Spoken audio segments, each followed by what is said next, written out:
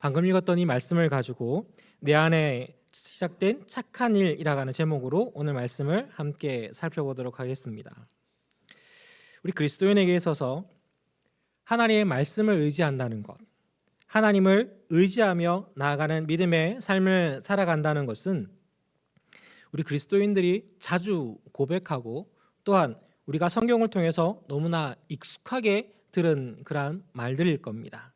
하지만 오늘 우리 읽었던 이 본문에 사도 바울은 빌립보에 있는 교인들에게 편지를 전하는 이 내용들이 우리에게 기록되어지는데, 이 배경을 본다면 사도 바울이 가장 평안하고 행복하고 즐거웠을 때 이 성경을, 이 편지를 썼던 것이 아니라 지금 로마의 감옥에 오랫동안 가택연금이 되어 있다가 감옥에 잡혀서 들어가서요, 언제 자기에게 사형 선고가 떨어질지 모르는 그러한 급박한 상황 가운데 있음에도 불구하고 그가 빌립보 교회를 향한 그 마음을 전하는 그 내용들이 우리가 읽었던 이 빌립보서의 전반적인 배경입니다. 그가 이 말씀을 통해서 빌립보 교회가 더욱더 믿음의 견고한 모습 가운데 세워져 나가기를 바라면서요, 그가 자주 이 빌립보서에서 언급하는 이야기가 무엇이냐 하면 바로 기쁨을 이야기합니다. 근데 그 기쁨이 어떤 기쁨을 이야기하고 있냐 하면 모든 환경 속에서, 모든 상황 속에서 하나님이 나의 찬양의 제목이 되어주심을, 하나님 허락하시는 성도들과 함께 지금 이 모든 일들을 함께 기도함으로 넉넉히 이겨나가는 그런 놀라운 은혜 가운데 있음을 그가 강조하여 전하고 있는 것이 바로 빌립보서의 말씀입니다. 여러분은 언제 가장 큰 목소리로, 아니 가장 많은 찬양으로 하나님 앞에 찬양을 드립니까? 아마 일반적으로는요, 평안할 때, 형통할 때, 모든 것이 잔잔한 물리를 흐르는 그런 잔잔함 속에서 하나님을 찬양하는 경우들이 참 많이 있었을 겁니다. 허나 많은 우리 믿음의 선진들은 환난 가운데 여호와를 찬양하고 여호와를 경배하는 그 믿음의 모습을 우리에게 보여주고 있습니다. 오늘 본문의 사도 바울은 빌립보 교인을 향하여서요, 은혜와 평강을, 하나님 안에서 감사를, 예수 그리스도 안에서 기뻐함을 전하고 있습니다. 그가 이와 같은 이야기를 할 수 있는 이유는 다른 것에 있었던 것이 아니라 이 빌립보 교인들이 그 사도 바울의 그 사역을 어떻게 도왔는지에 대한 배경들만 알아도 충분히 우리가 이해할 수 있는 부분들이 참 많이 존재합니다. 오늘 읽었던 말씀 속에서도 보면 8절과 9절에서 보면 이렇게 이야기합니다. 내가 예수 그리스도의 심장으로 너희 무리를 얼마나 사모하는지 하나님이 내 증인이시니라. 내가 기도하노라. 너희 사랑을 지식과 모든 청렴으로 점점 더 풍성하게 하사라고 하는 그의 이 기도가 나오는데요, 이 기도의 서원이 이렇게 시작합니다. 내가 예수 그리스도의 심장으로 너희 무리를 얼마나 사모하는지. 지금 사도 바울이 쓸 수 있는 가장 최고의 표현을 들어 그가 고백하고 있는 이야기가 내가 예수 그리스도의 심장으로라고 하는 이 단어로 빌립보 교인을 향하여서요, 그가 사랑을 고백하고 있습니다. 빌립보 교인들을, 아니 빌립보 교회를 빌립보서를 통해서 우리가 엿볼 수 있는 모습은 지금 우리가 살고 있는 이 시대에 교회에 많은 내재되어 있는 어려움과, 그리고 또 교회 안에서 한 공동체를 세워나가는 여러 모습들은 굉장히 흡사한 모습들을 우리가 발견하게 됩니다. 그리고 더 나아가서 성도가 성도를 서로 대할 때, 또 성도와 사역자가 서로를 대할 때 어떠한 자세가 맞는 의미인지, 어떠한 자세가 하나님이 기뻐하는 자세인지를 우리에게 면밀하게 보여주는 것이 빌립보서에 언급되어지는 말씀들입니다. 우리 성도들이요, 우리 사역자들과 성도들 간의 관계가 바로 이와 같은 믿음의 고백이 넘쳐나기를 소원합니다.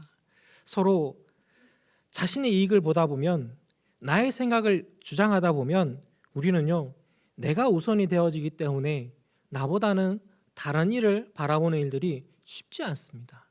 허나 내가 아니라 예수 그리스도의 심장을 가지고요, 예수 그리스도의 시선을 가지고, 예수 그리스도의 마음을 가지고 우리가 서로를 바라본다면 우리가 서로를 바라보는 눈이 어떠한 눈으로 바뀌어지게 될까요? 성도 여러분, 우리가 주일, 아니 우리 평일날에도 우리가 교회에 모여서 예배드리러 올 때 우리는 우리의 얼굴을 점검해야 됩니다. 단순하게 옷 외무새만, 우리의 머리나 아니면 얼굴에 뭐가 묻어 있는지를 확인하는 그 정도가 아니라 우리의 얼굴이 어떠한 얼굴을 하고 있는지를 우리는 잘 살펴야 됩니다. 왜 우리 얼굴을 살펴야 될까요? 우리 얼굴이요, 참 많은 이야기들을 다른 이들에게 전해줍니다. 여러분, 제 인상이 좋아 보이십니까? 아주 싸나워 보이십니까? 네? 좋아 보이는 거 맞죠? 순간 갑자기 싸나워 보인다는 얘기 갑자기 들린 것 같아서 네, 제가 어딜 가더라도 인상 좋다는 이야기는 참 많이 듣습니다. 웃으려고 되게 노력을 많이 해요. 그리고 항상 눈에 댈 수 있으면 힘을 빼려고 굉장히 많이 노력을 합니다. 왜냐하면 제 직업이요, 제가 가지고 있는 직이 그러다 보니 쉬 일반 사람들한테 잘 들켜요, 목사인 것을. 근데 목사인 걸 들켰는데 인상 빡 쏘고 있다가 들키면 어떨까요? 안 되죠. 그러다 보니 굉장히 좀 겉으로 드러나는 모습이지만 그거보다 더 우리가 우선성을 해야 될 것은 우리 내면이지만 우리의 겉모습 또한 우리는 거울을 보면서요 점검할 수 있어야 한다는 겁니다. 지금 이 말씀을 듣고 있는 빌립보 교인들, 특히 사도 바울의 상황들을 너무나 잘 알고 있었던 그들은 아마 이 내용들을 읽어 내려가면서 결코 마음이 가볍지는 않았을 겁니다. 서로가 굉장히 서로를 사랑했는데 사도 바울이 감옥에 갇혀 있고 또 그의 죽음이 언제 다다를지 알 수 없는 그러한 상황 안에 놓여 있으니 그가 전하는 이 말 한마디 한마디가 굉장히 무겁게 다가왔을 겁니다. 허나 사도 바울은 그가 쓸 수 있는 최고의 사랑의 표현을 들어 빌립보 교인을 향하여서 사랑의 고백을 하며 그들을 온전히 그리스도의 심장으로, 그리스도의 은혜로 세워나가기를 주저하지 않는 그 모습들을 우리는 주목하여 보아야 합니다. 우리는 이 땅에 살고 있지만 이 땅에 속한 자가 아니라 하늘에 속해 있는 자이기에 우리가 이 땅에서 받는 그 환난 가운데서, 그 어려운 가운데서 우리는요 소망을 발견할 수 있어야 하는 것이 바로 우리 그리스도인의 삶이라는 겁니다. 우리 성도 여러분은 혹 사주팔자라는 것에 대해서 좀 들어보셨는지요? 제가 왜 갑자기 이야기를 꺼내냐면 우리 한국 사람들은 은연중에 이 입의 말 속에서요, 아이고 내 팔자야, 혹은 내 팔자가, 아니면 내 팔자에 라고 하는 이런 말을 참 많이 사용을 하죠. 근데 우리 그리스도인이라면 이 말을 써야 될까요? 쓰면 안 될까요? 쓰면 안 됩니다. 왜냐하면 우리는요 세상 사람들이 이야기하는 삼생에 매여 있는 그러한 존재가 아닙니다. 이 삼생이라는 것은 짧게 얘기하면 이래요. 전생에 뿌리고 현생에 일구어 이생에 거두는 삶을 삼생이라 그래요. 그러니까 기억 안 하셔도 돼요. 다만 왜 이런 얘기를 하냐면 세상 사람들은 지금에 살고 있는 이 삶이 이전의 삶의 결과이거나 아니면 그 다음을 이어나가는 그러한 연계처럼 매개처로 쓰려고 하는 그러한 마음을 가지다 보니 때로는 이 삶 속에서 안 되면 하는 이상한 이런 굉장히 쉽게 포기해버리는 그러한 마음들이 있어요.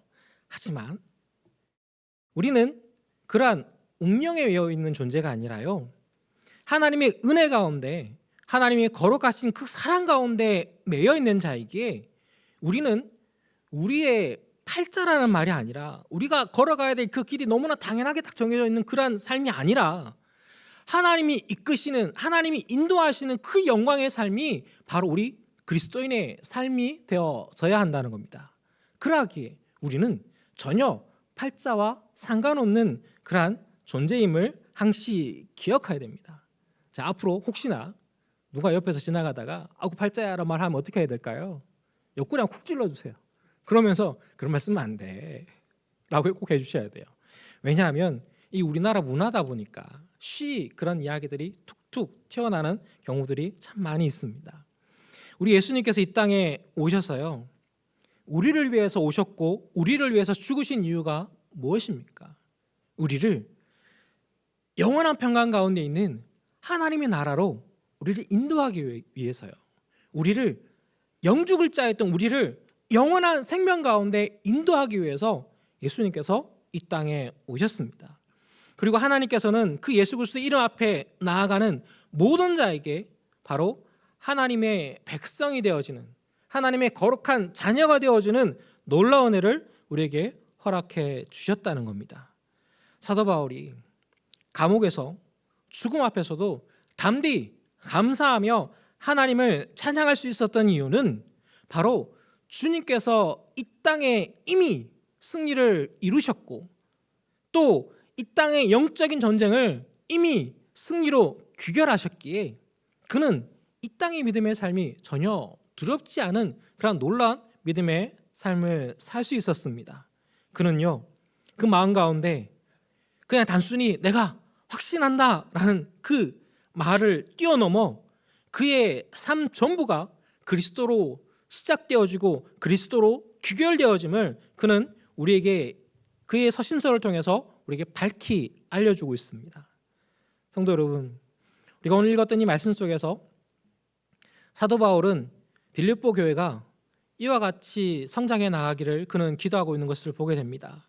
빌립보 교회가 지적이고 지각력이 있는 사랑으로 풍성하여지며 삶의 진실로 본질적인 것을 식별하고 선택할 수 있는 능력을 가져서 순수해지며 절대로 남을 해치는 사람이 되지 않고 예수 그리스도 하여금 그 공동체를 통해서 모든 종류의 선한 행실을 이루어 나갈 수 있게 해드리며 하나님께 영광과 찬양을 드리기 위해 헌신하고 동시에 하나님의 뜻이 다른 사람들에게 의해서도 영광과 찬양을 받을 수 있도록 만들어주는 도구가 되기를, 이 빌립보 교회가 되기를 그는 간구하고 있습니다.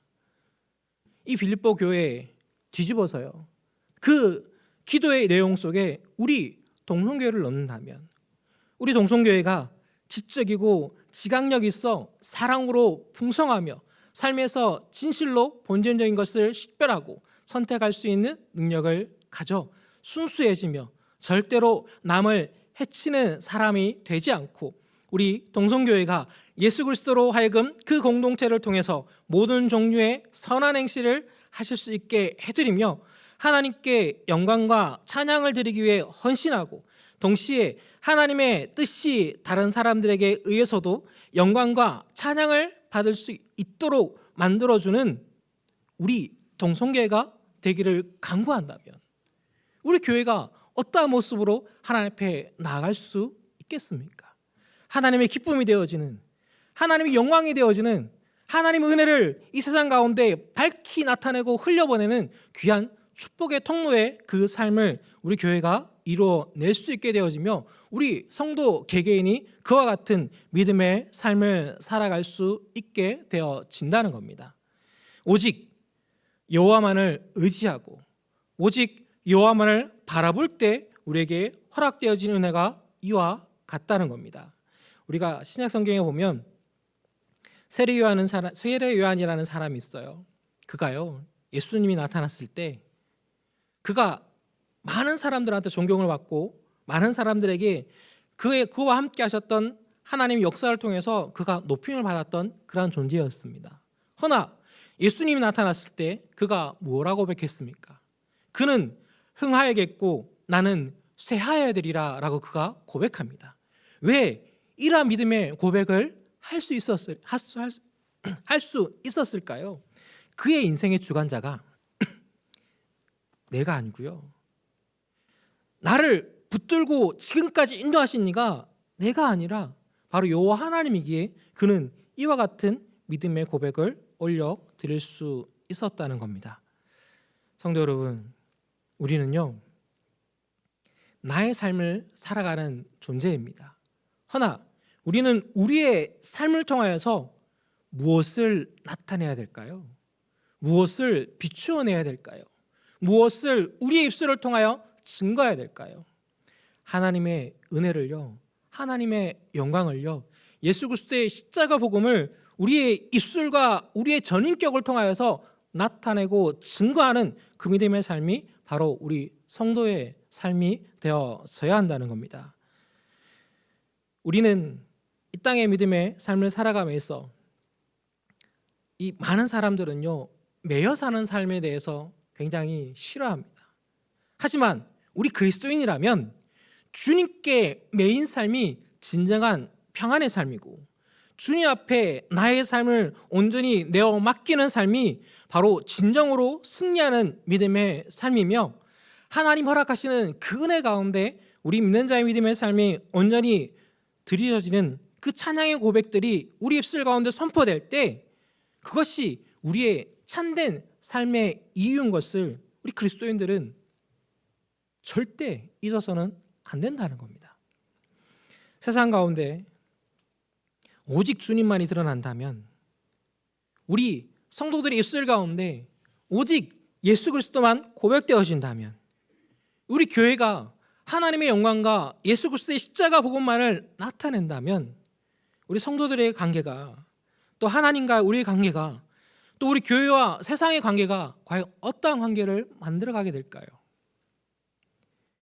우리 그리스도인들이 빼앗긴 별명이 하나 있습니다. 예전에는 예수쟁이라고 우리 그리스도인들을 세상 사람들이 지칭했습니다.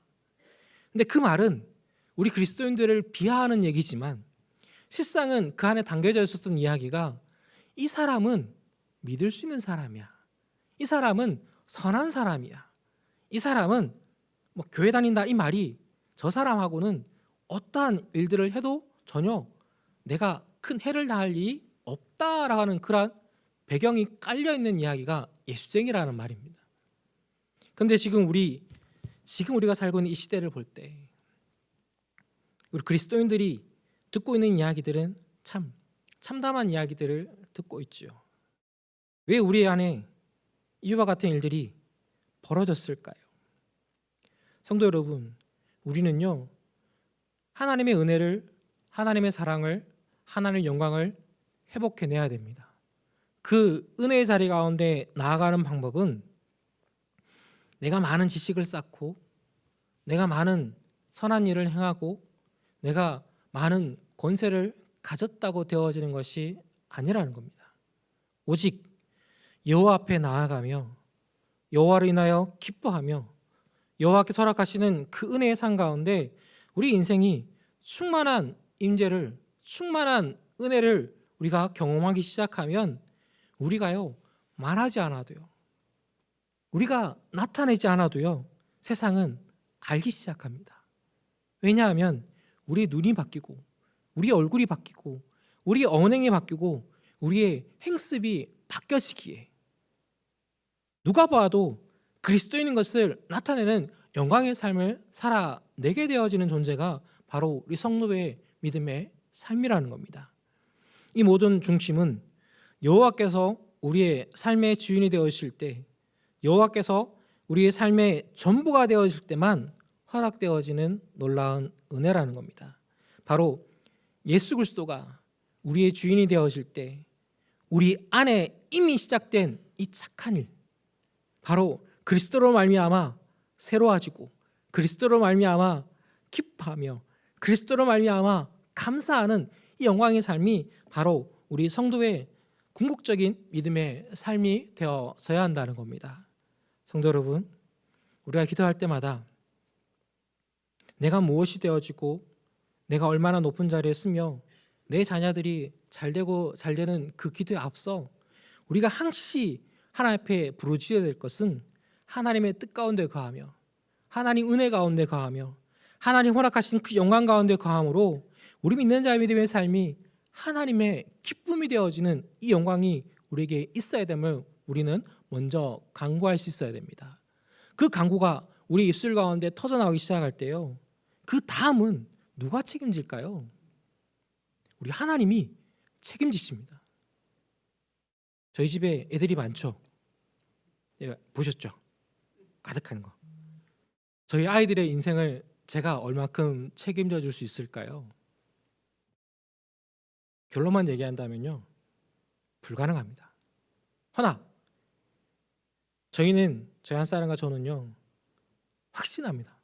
하나님이 이 아이들을 하나님의 뜻 가운데, 하나님이 원하시는 그 자리 가운데 거룩하게 세워 나갈 것을.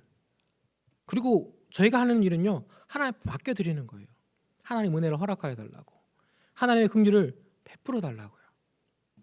성도 여러분, 이와 같은 믿음의 고백이 세상 사람들은 이 은혜를 모르기에 참 때로는 그게 맞나? 라고 갸우뚱거리는 모습들을 보게 될 겁니다.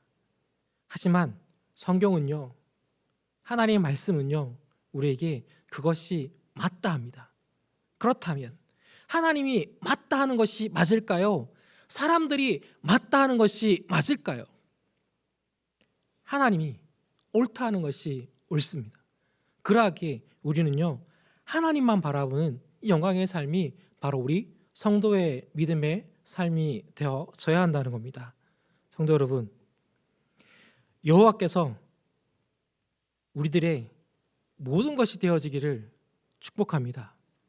그리하여서요, 우리 이 땅의 믿음의 삶, 하나님만 바라보고 하나님만 의지하고 하나님만 고백하는 그 영광의 삶이 우리 모든 성도들의 삶 속에서 넘쳐나기를 다시금 축복합니다.